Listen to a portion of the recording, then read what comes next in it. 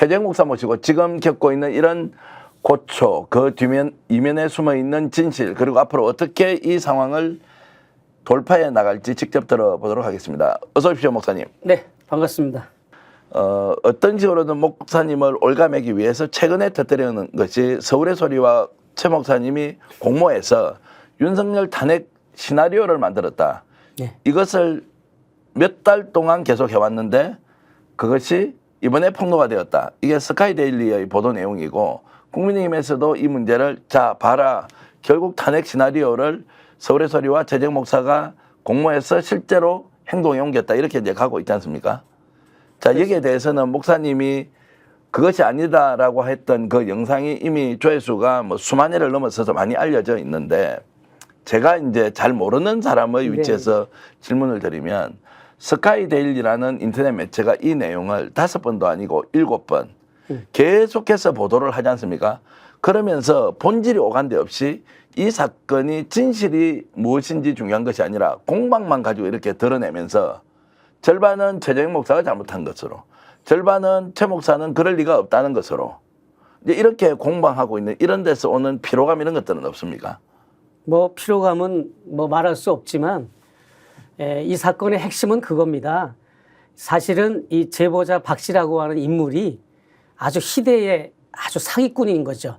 그래서 저와 서울의 소리도 피해를 입었고 스카이데일리 기자도 피해를 입었고 국힘당도 피해를 입은 겁니다. 이 사람의 모든 진술과 모든 내용들이 다 거짓으로 꾸며낸 겁니다.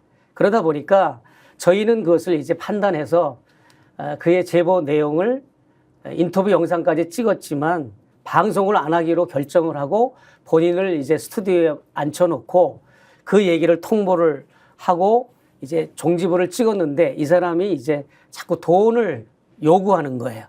돈을 요구하면서 옥새를 맡겨놓고 돈을 좀 빌리도록 해달라고 하거나 그거 말고 또 제보의 대가로 제보의 대가로 1,000만 원을 요구를 했고 또 이제 자기는 이제 제보하면 도피해야 되니까 차박이 가능한 고급 카니발 이런 차를 제공해 달라라고 하는 조건을 걸었는데 그거는 이제 이게 제보 내용이 진실이고 제보 내용이 방송이 됐을 때 가능한 건데 애초부터 저희에게 제보한 그 의도가 제보한 날 첫날부터 이 사람이 우리에게 아웃당하는 날까지 모든 게 100%가 다 거짓말입니다. 단 1%도 진실이 없었어요. 그렇기 때문에 우리에게 서울의 소리나 저에게 100% 거짓 진술로 이렇게 제보를 하고 거짓으로 모든 대화를 했기 때문에 이 사람은 그 순간부터 거짓 제보를 한 순간부터 범죄 행위를 한 겁니다. 이런 범죄자의 이야기를 이 사람이 또 그 극우 매체와 국힘당에 가서는 또 거기에 맞는 또 다른 시나리오를 각색해서 그들을 활용해서 또 다른 거짓말을 한 겁니다. 그들도 속고 있는 겁니다. 지금 저쪽 분들도. 실제로 스카이데일리라고 하는 인터넷 매체 물론 이제 유명세의 여부를 떠나서 그쪽에서도 지금 보도하는 것이 탄핵 공작을 했다는 주장보다는 지금 박중땡 씨라고 하는 이 사람의 얘기를 전언을 해주고 또 서울의 소리에서는 어떻게 반론을 했는지를 오히려 상세히 보도를 하고 있더라고요. 이거는 이제 그쪽도 결국 피해자다라는 인식이 있는 겁니까? 그렇게 봐도 됩니까? 저쪽도 사실 피해자인데 이 사람이 거짓 제보자인 것도 알고 있습니다. 국힘당과 스카이데일리는 알고 있는데 저를 흠집내기 위해서 저를 악마하거나 저를 이상한 사람을 몰기 위해서 계속 그 사람의 진술만 일방적으로 싣고 있는 겁니다. 자, 국힘의 지금 사기 탄핵 공작 진상규명 태스크포스 팀 여기도 지금 활동을 하고 있습니까? 아니면 처음에 기자회견 한 것으로 그냥 끝이 나버렸습니까? 활동하고 있는 걸로 알고 있고요. 며칠 전에도 그 제보자 박 씨를 정동혁 의원인가 장동혁 의원이 국힘당 장동혁 의원이 그 사람을 데리고 만났어요. 또 공개적으로 만나서 또 진술을 듣고 했다는데 하면 할수록 속아 넘어가는 겁니다. 저쪽은. 그냥 한마디로 뭐냐면 영상에서도 나왔고 보도가 나갔지만 제가 한 줄짜리로 요약하자면 이 사람의 제보 내용이 뭐냐면 천공과 신경애 씨 그리고 윤석열 부부가 대선 기간에 4명이서 같이 평창동 천공의 안가에 모여서 6kg짜리 되는 걸륭황제 옥새를 중국 걸륭황제 옥새를 품에 안고 그 기를 받았다는 겁니다. 그 기를 받아서 그 기운으로 대통령이 됐고 또 임금왕자 손바닥에 쓴 것도 자기가 임금왕에 대한 유래, 뭐 태조 이성계가 화재가 나서 꿈을 꿨는데 석가래 세 개가 그를 살려줬다. 그래서 석가래 세 개 임금왕 그 유래하고 몇 가지 쭉 이렇게 임금왕과 관련된 유래 자료를 천공한테 줬더니 천공이 그거를 윤석열 후보에게 소파에 이렇게 기대고 있는 윤석열 후보에게 줘서 결국은 임금왕자도 자기 때문에 쓰게 됐다라고 하는 진술. 이렇게 해서 저희가 이런 제보를 받고 솔깃하긴 하잖아요. 그래서 이제 그때부터 이 사람을 취재하면서 또 이 사람을 교차 검증을 하기 시작했죠. 그리고 이 사람이 그냥 구두로만 제보한 게 아니라 이만큼 되는 정말 서류 높이가 이만큼 됩니다. 서류를 가져와서 같이 제보를 했어요. 서류를 내면서. 그래서 이제 서류를 판독하고 서류를 파악하고 이 사람이 또 한 가지 제보만 한 게 아니라 정말 수십 가지 내용의 제보를 함께 묶어서 난해한 제보를 한 겁니다.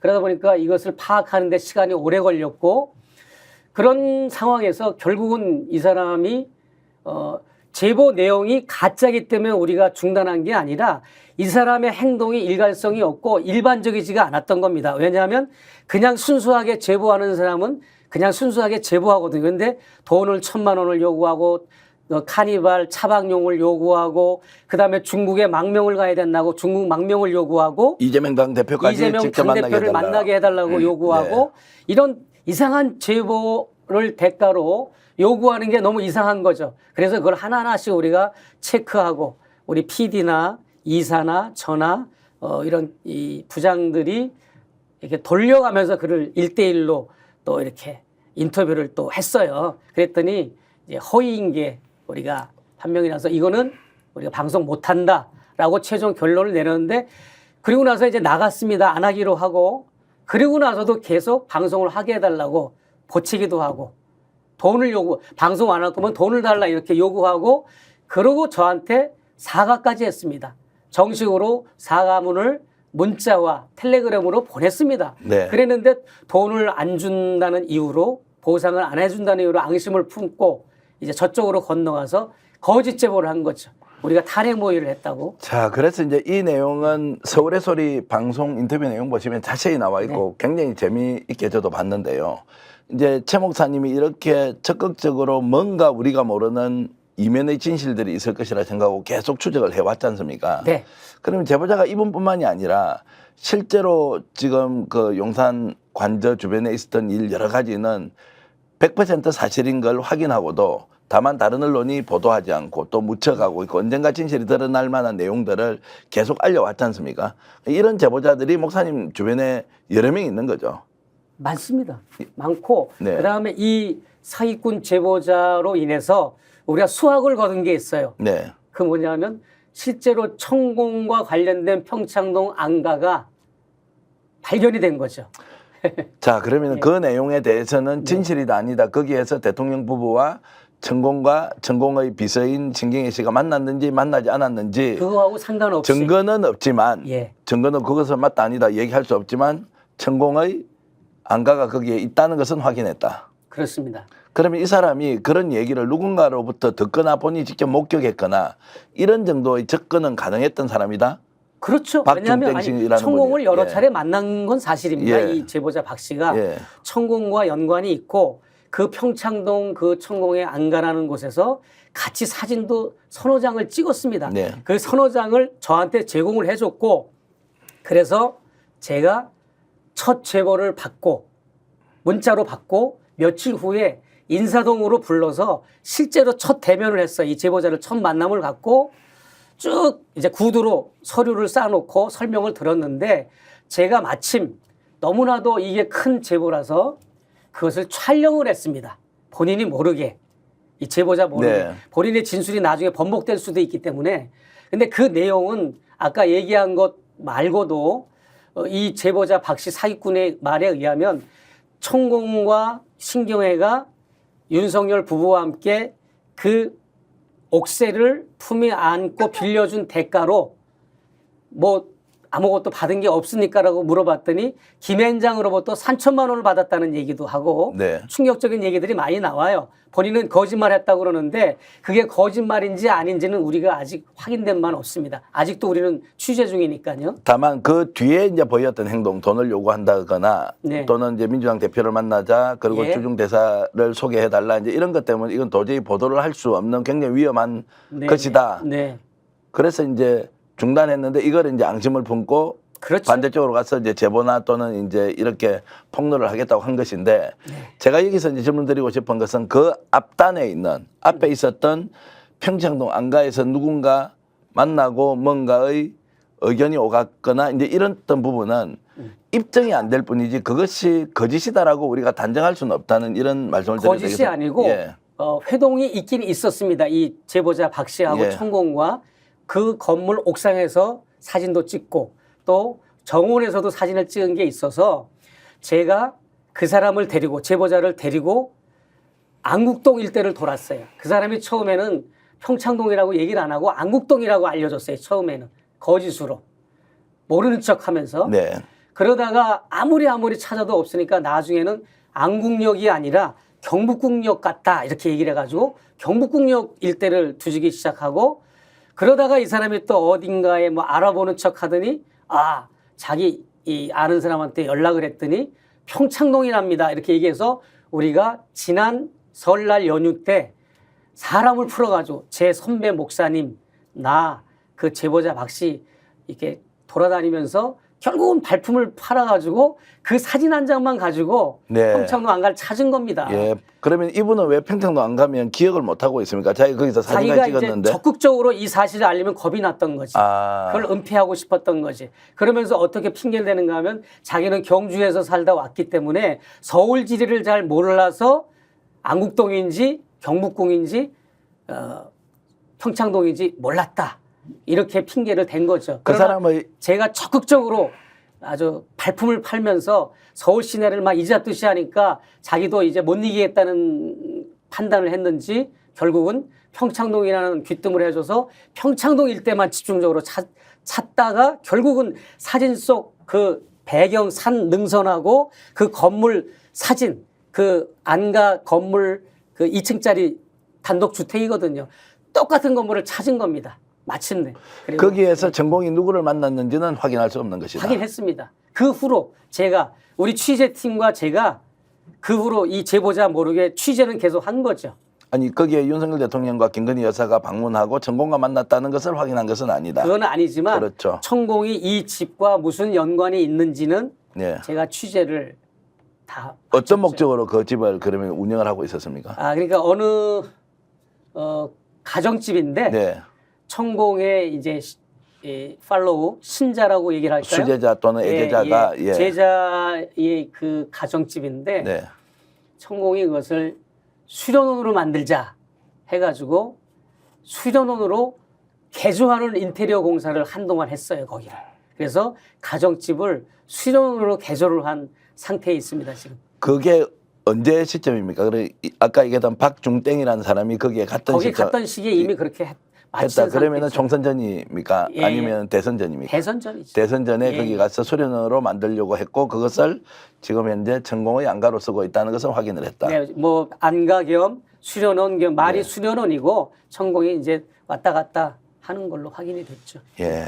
어찌됐든 이제 그런 제보의 이제 일종의 논리 구성의 타당성 때문에 조사를 했는데 이 사람이 이제 결국 알고 보니까 뭐 사기꾼처럼 보였다 또는 명확하게 확인할 만한 내용이 없으니까 보도는 할 수 가장 없었다는 큰 거. 문제는 이 사람이 이제 저한테 이제 불리하니까 국힘당에 가서 할 말이 있어야지. 그러니까 예. 거짓말을 지어내는데 최재형 목사는 취재 내용에는 관심이 없고 옥새에만 욕심을 냈다라고 이렇게 계속 진술을 했나 봐요. 알고 보니까 또 그 사람은 그 옥체를 가지고 남한테 맡기고 돈을 몇억 원이라도 그런 빌려보겠다고 식으로 이제 했던 거고. 뭐 파는 방법도 있겠고 위탁해가지고 그 맡긴 거에 대해서 이렇게 뭐 수억 원을 달라는 얘기도 저하고 이제 그 텔레그램 대화 내용에 여러 번 나오거든요. 그것도 이제 다 우리가 제출할 준비를 해놨는데 그리고 이 사람은 그겁니다. 내가 이제 질문을 했죠. 이 옥새를 네 손에 들어오기까지 구입 경로를 밝혀라. 한 번도 밝히지를 못하는 거예요. 그냥 뭐 자기 어떤 양아버지 같은 분이 줬다라는 얘기를 아무개 이런 이름이 있는데 제 실명은 밝힐 수 없고 그런 얘기로만 하고 결국은 이게 가짜냐 진짜냐라는 것이 판명이 돼야 이게 옥새도 가치가 있는 건데 이 사람은 옥새 자체를 스스로가 몇백억짜리고 진짜 권룡왕제 옥새라고 혼자 북치고 장구치고 혼자 익사이팅 돼가지고 이제 그렇게 이 옥새를 주가를 높이지 옥새가 진짜라는 근거는 하나도 없는 거예요. 그래서 옥새 전문가들을 무수히 제가 만나고 인터뷰를 했지만 저런 똑같은 걸 우리가 보여줬죠. 그 사진을 찍은 거를. 그랬더니 옥새 전문가들이 하는 말이 저런 옥새는 걸륭 황제 옥새 중에 저런 거는 존재하지도 않고 대만의 장개석 총통이 줬다는 거예요. 자기 양아버지한테. 양아버지는 죽었고 그래서 그 양아버지가 자기를 줬다는데 그것도 신빙성이 전혀 없을 뿐만 아니라 그 걸륭 황제 옥새라고 주장하는 거는 중국 북경의 벼룩시장 같은 데에 가면 한국 돈으로 50만 원이면 살 수 있는 건데 그것도 한때 유행처럼 그게 이제 그 기간이 있었는데 지금은 그런 것조차도 아예 나오지도 않는 캐캐 묵은 방식이다. 그리고 그 옥새를 우리가 애완견할 때 이 완자를 써서 완상용이다. 완상용 옥새라는 게 있답니다. 문갑 위에 올려놓고 탁자 위에 올려놓고 이제 완상용으로 이렇게 아끼면서 보는 걸로 그렇게 현대에서 만들어진 건데 이 사람이 약간 정신적으로 문제가 있어요. 그러니까 그 옥새를 하나님의 옥새라고 그러고 옥새를 중국의 진짜 권룡왕제 옥새고 그 옥새에다가 제사를 지내고 이런 아주 기이한 행동을 하는 거예요. 그래서 내가 여러 번 불러서 야단을 쳤습니다. 네가 지금 내 앞에서 나한테 충고를 할 정도로 하나님을 믿는 크리스찬이라고 그러면서 이게 진짜 옥새라고 그래도 이거는 역사적 유물일 거 아니냐. 역사적 유물인데 여기 무슨 하나님의 이런 유물이 왜 들어가고 여기에 무슨 절을 하고 이런 게 말이 안 된다. 너 정말 너 잘못되고 있다라고 내가 꾸지람을 해준 얘기도 나옵니다. 텔레그램에. 그런데 이런 이 제보자가 결국은 이제 나중에 또 본인이 저희가 배상을 하라고 저희가 이제 그 활동비로 요구한 거를 준거하고 차를 회수하기 위해서 이 돈을 다시 반환하라. 업무 방해한 거하고 이런 거 반환하라 그랬더니 자기가 이제 정신지체 상급으로 60만 원을 정부에서 지원금을 받는다는 걸 얘기하면서 앞뒤면 복지카드 실제로 정신지체 상급이더라고요.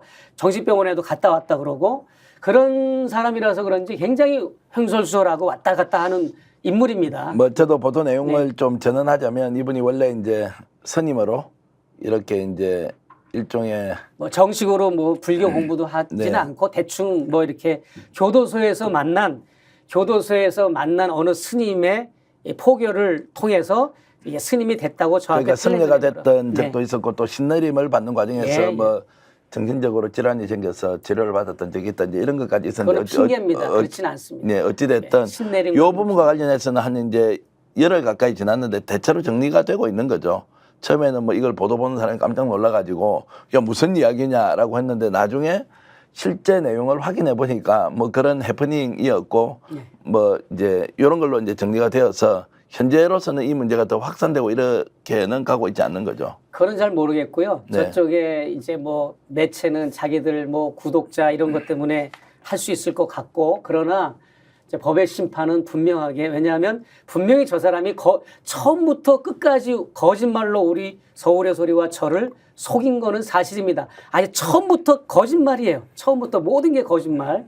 실제로 있었는지 안 있었는지 이제 취재 기자가 더 확인했다고 그러니까 천공한테 악감정이 있어서 보복하려고 최재원 목사한테 와서 거짓말해서 최재원 목사를 통해서 천공을 보복하려고 했다라고 그 기자한테 진술을 한 모양이더라고요. 기사에도 나왔습니다. 스카이데일리에.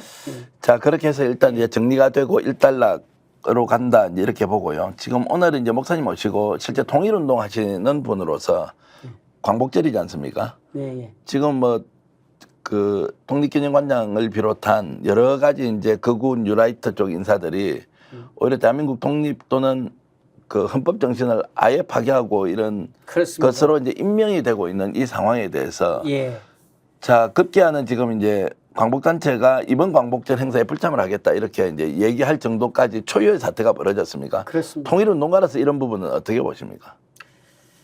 너무나 불행한 일이죠. 사실 지금 우리 대한민국은 어찌됐든 일제로부터 해방, 독립이 됐다고 우리가 이제 자부할 수 있는데, 물론 완전한 독립은 된 건 아니죠. 통일이 되지 않았기 때문에.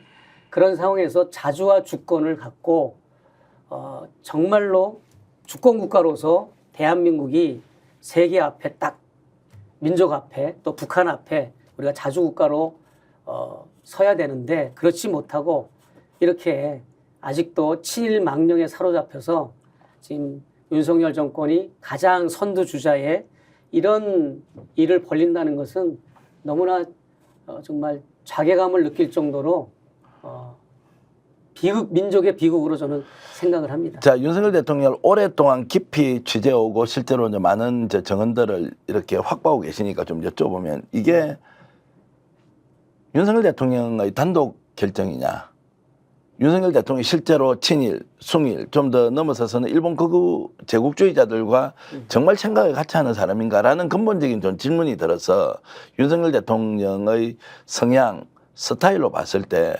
이게 정말로 윤석열 대통령 단독으로 자신의 생각 때문에, 신념 때문에 하는 것이냐, 이런 생각이 좀 드는데 어떻습니까? 두 가지 다인 것 같습니다. 제가 볼 땐 일단은 윤석열 대통령의 부친이 일본 국비장학생 1호 아닙니까? 네. 다 알려진 대로.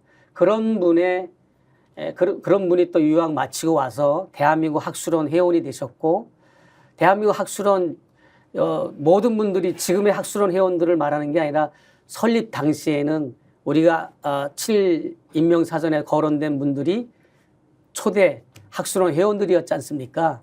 김한란 박사부터 백낙준, 이런 신석호, 이병도, 이런 인물들이 세운 대한민국 학술원의 회원이 됐을 뿐만 아니라, 그런 부친의 무릎팍 교육을 받은 윤석열 대통령의 그 어린 시절부터 일본을 선호하고 동경하고 일본을 우호적으로 여기는 거는 아마 큰 영향이 있었을 것이라고 저는 생각을 합니다.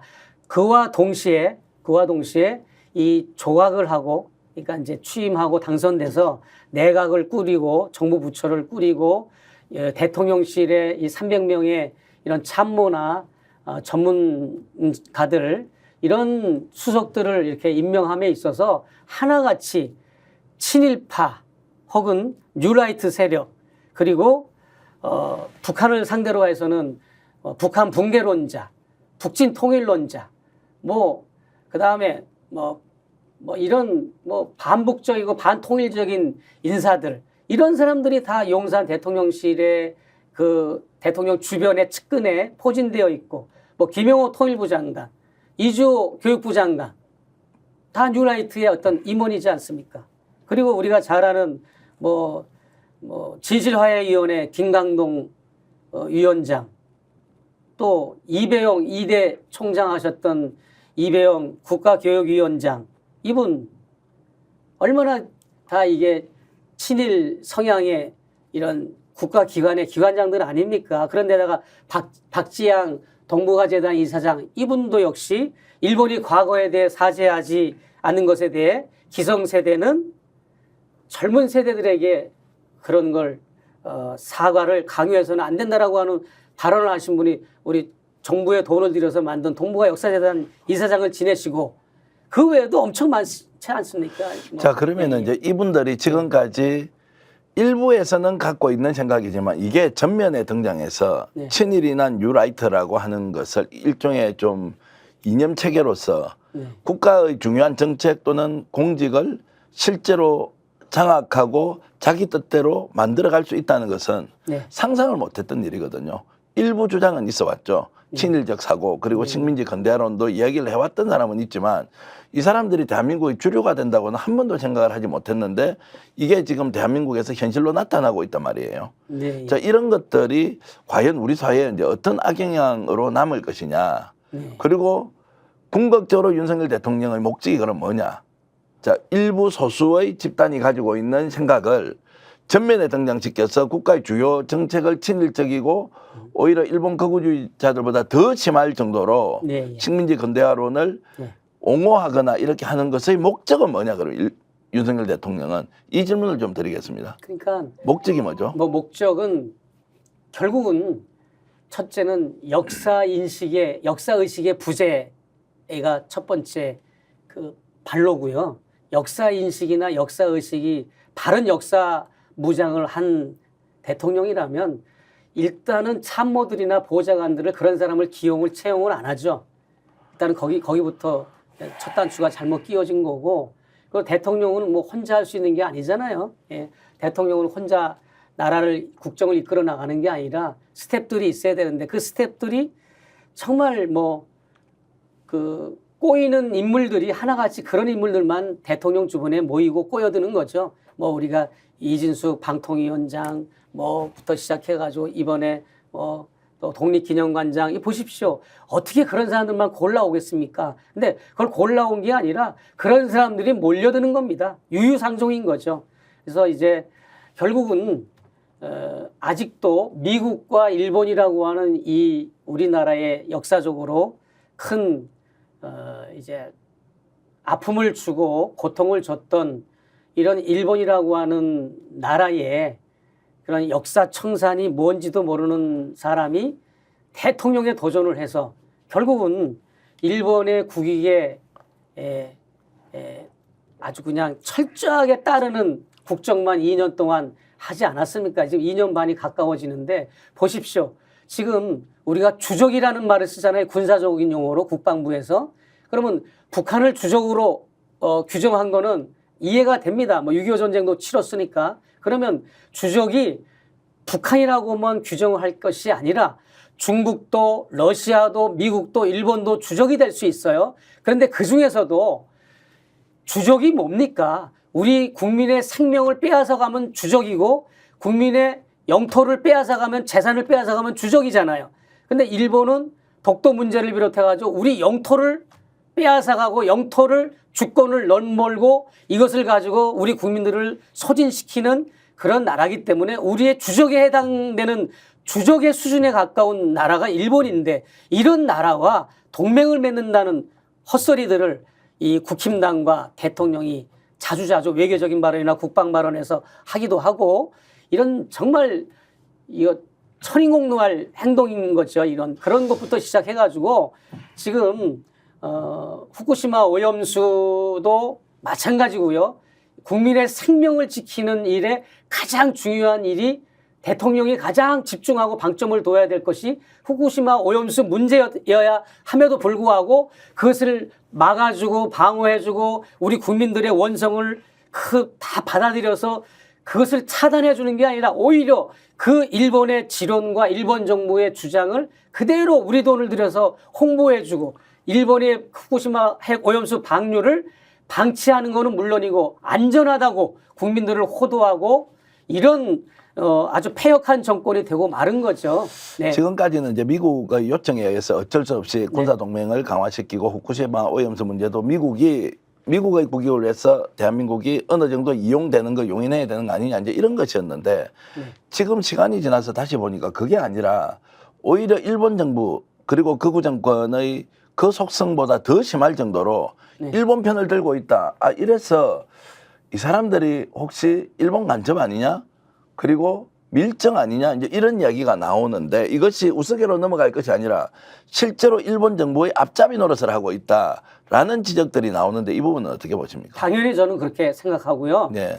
밀정 정도가 아니라 토착 외구라는 말이 있지 않습니까? 네. 토착 외구는 우리가 너무 비하하는 발언으로 쓴다고 생각해서 많이 조심스러워 하시는데 토착 외구의 원뜻이 있지 않습니까? 우리가 해방되고 나서 여기에 이제 굉장히 많은 순경들, 일본 순경들, 네. 교사들, 사업가들, 장사하는 사람들, 일본에서 건너온 제조 일본인들이 많이 살고 있지 않았습니까? 그 사람들 숫자가 70만, 80만, 100만까지도 있었던 적이 있었거든요. 이 조선 땅에. 네. 그런 많은 사람들이 해방되고 나서 다 일본으로 돌아갔느냐, 귀국했느냐, 환국을 안 하고 여기 남아있는 사람들이 많이 있었습니다. 네. 여기 남아서 지금까지 살고 있는데 그 사람들은 일본이라는 것을 속인 사람들이 대부분이고 속이지 않은 사람들도 있습니다만은 자기들이 일본이라는 걸 속이고 계속 여기서 계속 호적 세탁을 하고 이러면서 지금 우리와 함께 같이 살고 있거든요. 그런데 이 사람들을 비롯해서 일본에 유학을 가고 일본에 유학을 가서 공부만 하고 깔끔하게 오면 뭐 우리 뭐 일본에서 배운 것도 뭐 학문적으로는 여기서 얼마든지 써먹을 수 있지만 그렇지 않고 어떤 일본의 국익을 위해서 충실하게 복무를 한다거나 일본의 오다와 미션을 받고 그 일을 한국에서 수행하는 사람들 그리고 각 학교마다 설치되어 있는 그 연구소가 있지 않습니까? 일본에서 대주는 연구소. 그런 연구소를 이제 나와서 거기 출신 이런 많은 학자들, 기업인들 이런 사람들이 지금 사실은 어떻게 보면 일본인들보다 더 일본인처럼 일본의 국익을 충실하게 요구하고 이것을 합리화하는 일을 많이 하고 있다고 보고 낙성대 연구소를 비롯해 가지고 수많은 그런 단체나 그런 인물들이 있지 않습니까? 네트워크들이, 뉴라이트들이. 네. 본질적으로 이제 연구돼야 될 것이 조금 전에 말씀하셨던 토착 외구가 네. 기록으로는 한 10만 명 정도가 남아 있었고 또 네. 말씀하신 대로 실제로는 한 50만 명 정도 남아 있었고 창씨 개명 이후에 이제 한국 이름으로 바꾸지 않습니까? 그때 일본 제조 일본인들이 돌아가지 않고 한국에서 경제 활동을 조선 사람보다는 훨씬 더 낫게 살았을 거니까요. 그렇습니다. 이들이 그대로 남아 있었던 것 하나. 두 번째는 이승만 정권이 들어서면서 친일파 청산을 하지 못하고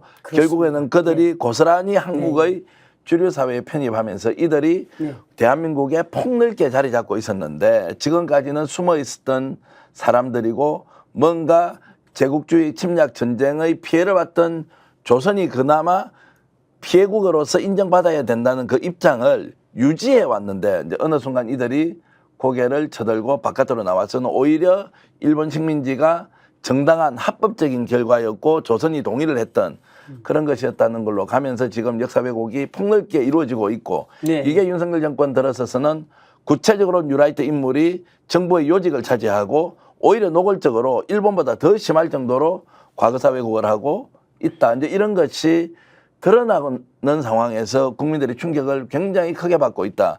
그래서 지금 이제 많은 사람들이 우려하는 것은 독도 문제까지 건드리는 것 아니냐라는 지금 걱정을 하고 있는데 어떻게 보십니까? 네, 제가 아까도 말씀드린 것처럼 독도 문제는 굉장히 예민한 문제인데 이 독도는 우리 그 독도의 실제적인 그 영토 그 사이즈 이런 거의 의미를 넘어서 일본과 우리 대한민국 간에 아주 정말 자존심 싸움을 넘어서 이제 일본의 그 패착과 일제 30년 우리 조선을 그 강점한 그 유령이 아직도 가시지 않은 그런 아주 무리한 주장을 아직도 하고 있기 때문에 그것을 대한민국 대통령으로서 과감하게 칼로 무자르듯이 분명하게 독도는 분쟁 지역이 아니다. 이것은 예로부터 우리 조선의 땅, 지금 대한민국의 땅이다. 남북한 모두의 땅이다. 라고 선언을 해야 되는데 눈치를 보고 그 밑에 있는 국가기관의 기관장들이 하나같이 국회에 나와서 청문회 하면 인사청문회 하면 하나같이 어정쩡하게 얘기하고 그건 분쟁 지역이기 때문에 말할 수 없습니다. 논란에 있는 이야기이기 때문에 말할 수 없습니다. 이따위 소리나 하고 있지 않습니까? 그냥 대한민국 그 고위 공직자들이 청문회 나와서 떠드는 거 보면 저는 막 너무 우라통이 치미는 겁니다. 그 사람들이 우리 대한민국의 국격이고 대한민국 공무원의 상징인데 그런 사람들은 거짓말하는 것도 아니고 진실을 하는 것도 아니고 거짓말을 하면 이제 청문회에서 위증으로 걸리니까 거짓말은 할 수 없고 진실을 말하면 진급을 못하고 또 용산이나 이런 정권 권력에 밑보일까 봐 진실은 말 못하고 그러니까 진실을 말할 수도 없고 거짓말을 말할 수도 없으니까 이상하게 그냥 IQ 낮은 사람들 같이 이상한 말만 내뱉는 겁니다. 청문회 나와가지고. 그래서 걱정이 이제 뭐 실로 너무너무 커지고 있다는 것. 네. 자, 권력 사유화에서 수사에 대해서는 이리저리 다 피해가고 책임 안 진다. 두 번째, 자신의 사익을 집단적으로 개인적으로 편취하기 위해서 하고 있는 국정농단은 한두 가지가 아니다. 네. 조금 전에 지금 우리가 얘기 나누고 있는데 이것은 일종의 영토 주권에 대한 네, 것, 예, 과거사에 대한 것은 사실상 매국 행위를 하고 있다. 네. 매국 행위다. 이거 나라 팔아먹는 행위를 그렇습니다. 하고 있다. 예, 예. 이런 것까지 지금 진행되고 있는데 네, 네. 우리 국민들이 정권과 그리고 정권에 몸담고 있는 이런 하수인들을 네. 제어를 하고 있지 못하고 있습니다. 막 폭주하고 있는데 이러지도 저러지도 못하고 쳐다만 보고 있는 이 상황은 우리는 어떻게 해야 하느냐 이 질문을 좀 드리고 싶습니다. 그래서 저희는 그냥 윤석열 정권을 뭐 이제 뭐 찍은 분들, 투표하신 분들을 뭐 원망하겠지만 일단은 뭐 대통령에 당선돼서 국정을 이미 집행을 하고 2년 반이 이제 되어 가는데 지금 이 정권이 저는 변할 리는 전혀 없다고 생각합니다. 윤석열 대통령도 요만큼도 단 0.01%도 변할 사람이 아니라고 보고 배우자 김건희 씨도 절대로 변할 사람이 아니라고 봅니다. 예, 그렇기 때문에 다른 대안이 없을 것 같고요.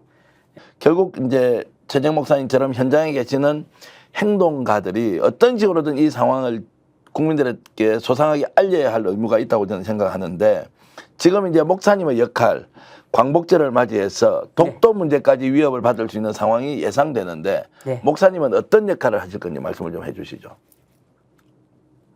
어떤 역할이라니? 네, 지금부터 이제 이런 사안에 대해서 어떻게 이제 행동을 하실 건지에 대해서 말씀을 좀 해주시라고요.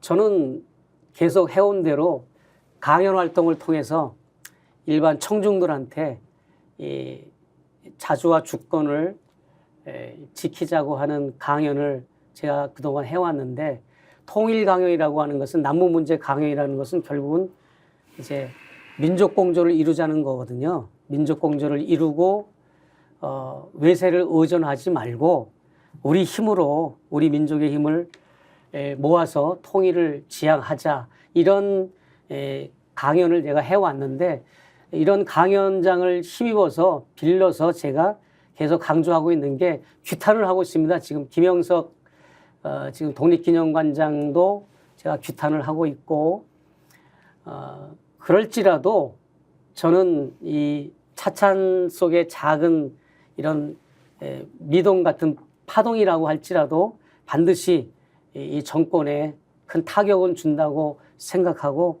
계속 제 강연 사역을 통해서 또 방송 사역을 통해서 이 정권의 부당함과 이 잘못된 이 친일 이 행각을 고발할 것입니다. 네. 자, 시청자 여러분, 최재형 목사님이 애국자로 활동하고 계십니까? 아니면은 누군가의 사주를 받아서 움직이고 있는 사람처럼 보입니까?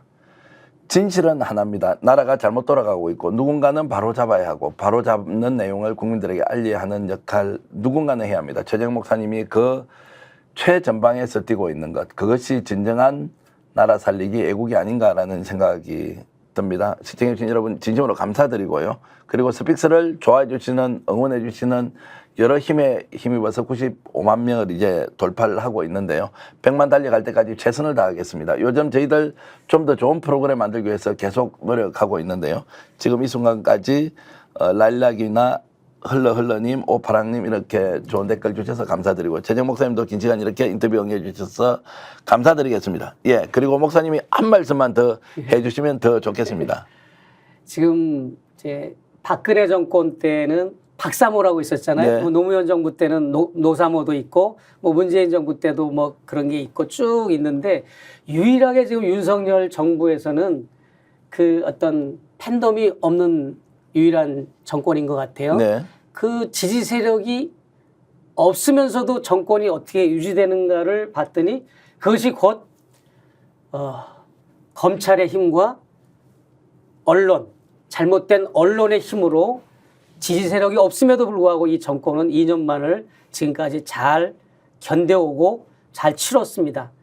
그러면 우리 국민들이 이 윤석열 정권이 올바른 길로 가게 하기 위해서는 검찰 개혁, 언론 개혁 이 두 가지 사명을 더 박차를 가해서 해주셔야 되는데 이 언론 개혁과 검찰 개혁은 역대 정권, 민주 정권들이 추진해오고 노력해온 거였지만 구호처럼 계속 조금씩 변화가 있었고 많이 또 많이 개혁이 부분적으로 되어 온 것도 사실입니다. 그럼에도 불구하고 지금 윤석열 정권이 가장 지금 의지가 되고 있는 그 부류는 언론입니다.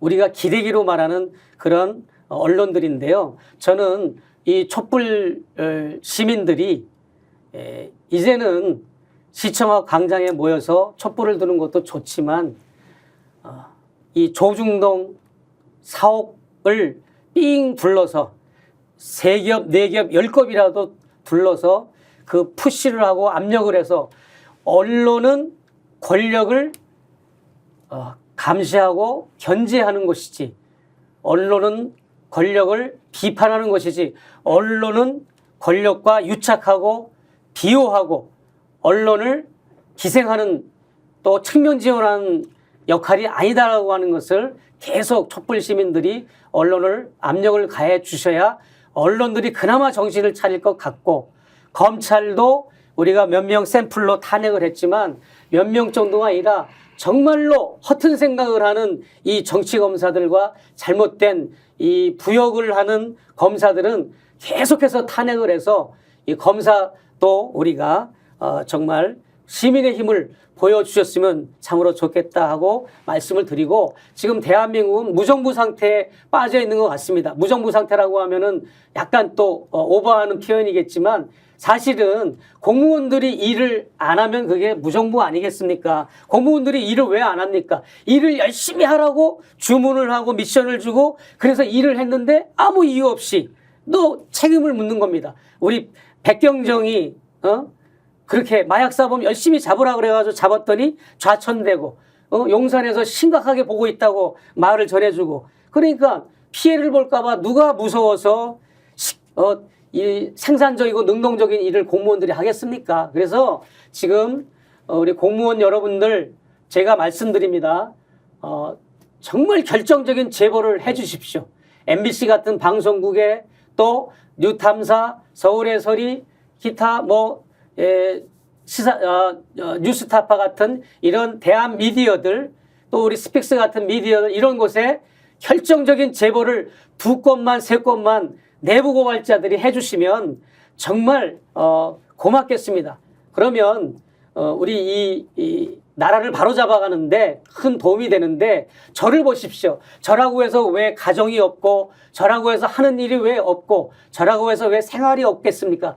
그럼에도 불구하고 또 제가 이렇게 피투성이가 된 채로 쓰러졌다가 다시 일어나고 다시 일어나는 거는 누군가는 이 권력을 무서워하지 않는 사람들이 있다라고 하는 걸 나는 보여주고 싶은 겁니다. 그러니까 여러분 정권이 뭐가 무섭습니까? 2년 반도 안 남은 이 정권 건물 5년인데 이제 5년짜리 권력인데 뭐가 무섭습니까? 무서워하지 마시고 내부 고발자들도 좀 자주자주 나와주시고 그리고 제보자들도 많이 나와주시고 하셔가지고 이렇게 난맥상에 빠져있는 이런 상황을 시원하게 좀 풀어주셨으면 좋겠고요. 저는 이런 윤석열 대통령 부부 그리고 300명의 대통령실 직원들 그들은 대통령 부부가 잘못된 길을 가고 있는 걸 알면서도 협력하고 눈 감아주고 거짓 증언하고 이런 걸 내가 분명히 봤기 때문에 부역자들이라고 나는 표현하고 싶습니다.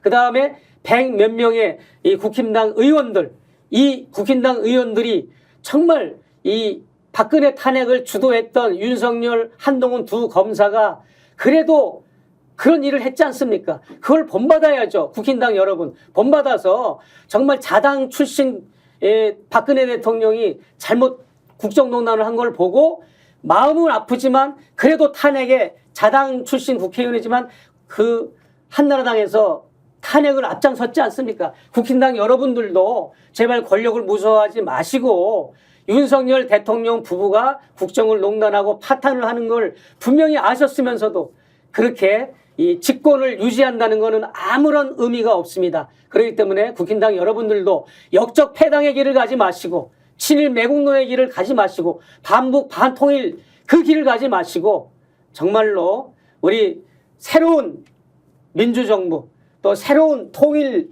조국을 이끌어 나가는데 우리 국힘당 여러분들도 동참해 주시면 참으로 감사하겠습니다. 자, 스픽스 오늘 준비한 방송 여기서 모두 마치고요. 남은 시간 행복하게 보내시길 바라겠습니다. 여러분 안녕히 계십시오.